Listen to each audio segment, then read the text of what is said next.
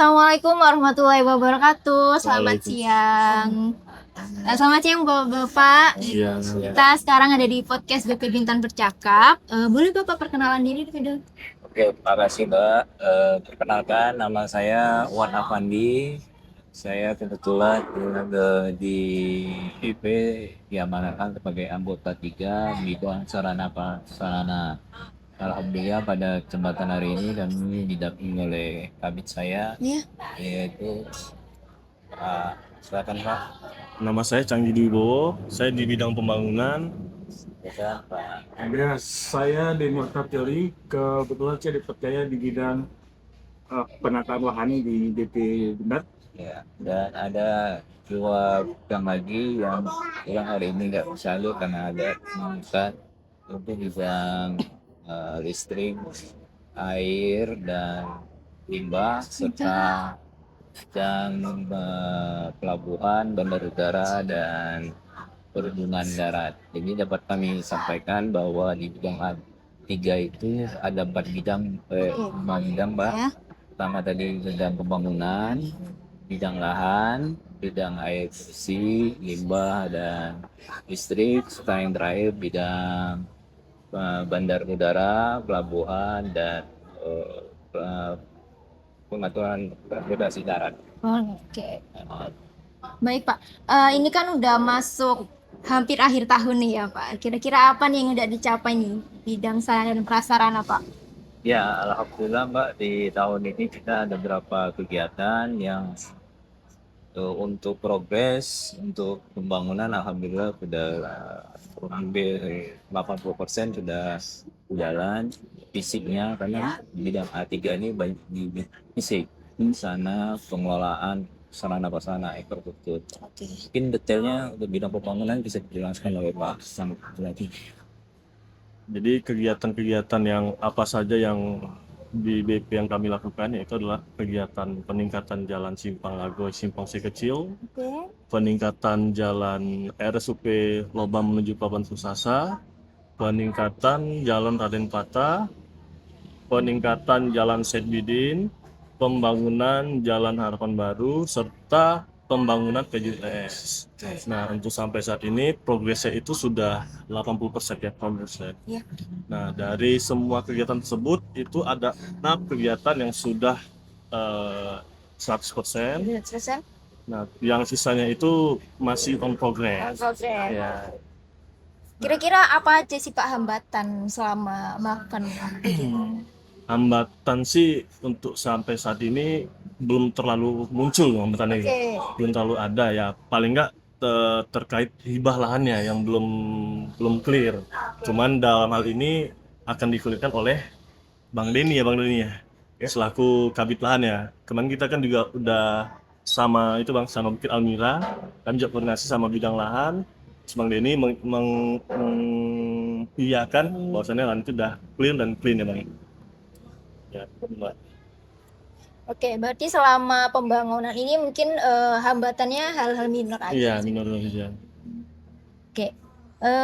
Selain itu, apakah perizinan berusaha pada sektor energi dan sumber daya mineral untuk saat ini masih dikeluarkan oleh Kementerian SDM, Pak? Ya, jadi kemarin kita berkoordinasi dengan Kementerian Perekonomian. Kebetulan kan kalau BP ini leading sektornya di Menko. Ya.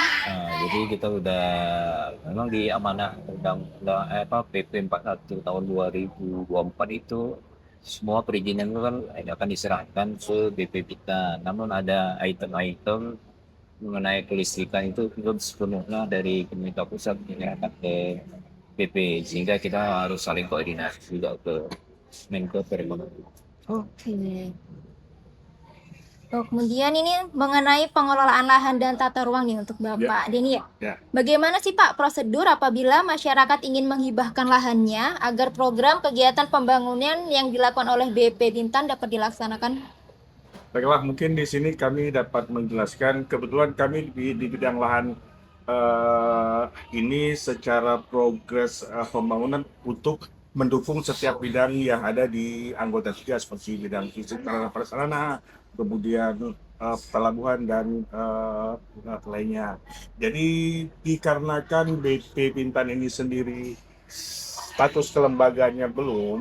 Iya. Jadi mungkin di sini untuk aset-aset lahan lebih banyak sifatnya hibah dari masyarakat dibanding ki- yang dibandingkan kita harus eh, yang melalui proses pengadaan barang dan jasanya khususnya untuk belanja modal tanah.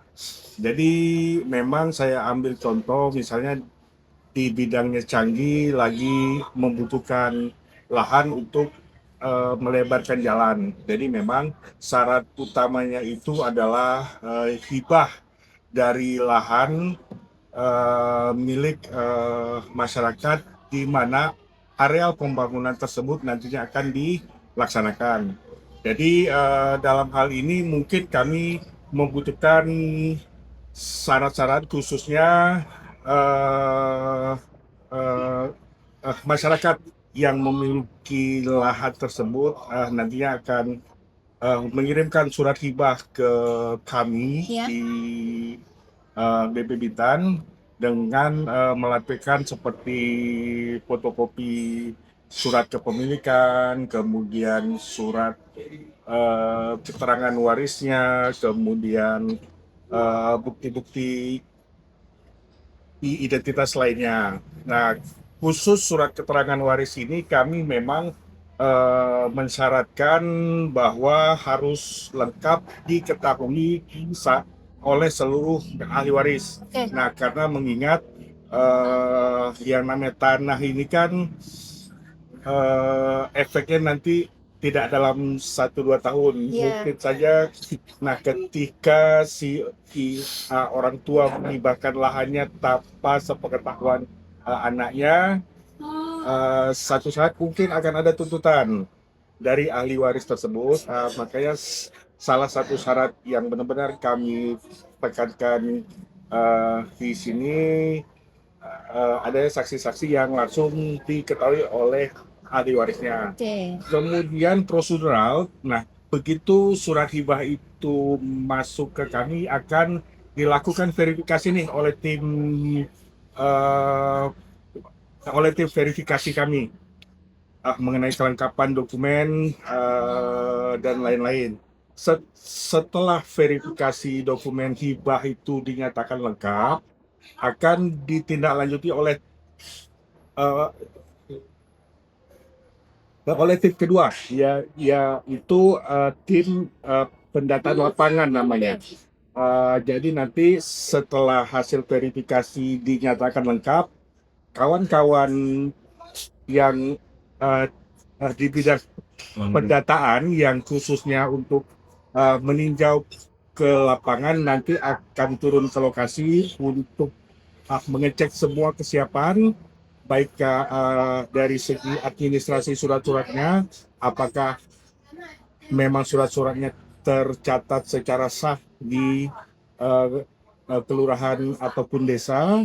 Nah, kemudian apakah ada tumpang tindih di atasnya. Nah, apabila semua itu dinyatakan clear, itu akan disampaikan ke bidang hukum kita, bidang hukum untuk dikajian, untuk dianalisis lagi secara administrasi dokumentasi surat-suratnya. Dan apabila itu juga sudah dinyatakan clear, untuk selanjutnya akan dicatatkan oleh bendahara pemegang barang kami ya, atau PID, itu untuk selanjutnya dicatatkan sebagai aset juga. Oke. Itu informasinya, Bu. Ya, Oke. kasih. Berarti memang mengenai hibah lahan ini agak krusial ya, Pak ya? Oh iya, Bu. Iya. Karena itu tidak bisa sembarangan. Iya, tidak Kita bisa. mengingat yang namanya persoalan tanah itu tidak akan muncul dalam 1-2 tahun. Iya, Dia pasti benar. akan jangka waktu yang cukup panjang. Iya, benar. Oke, selanjutnya nih Pak.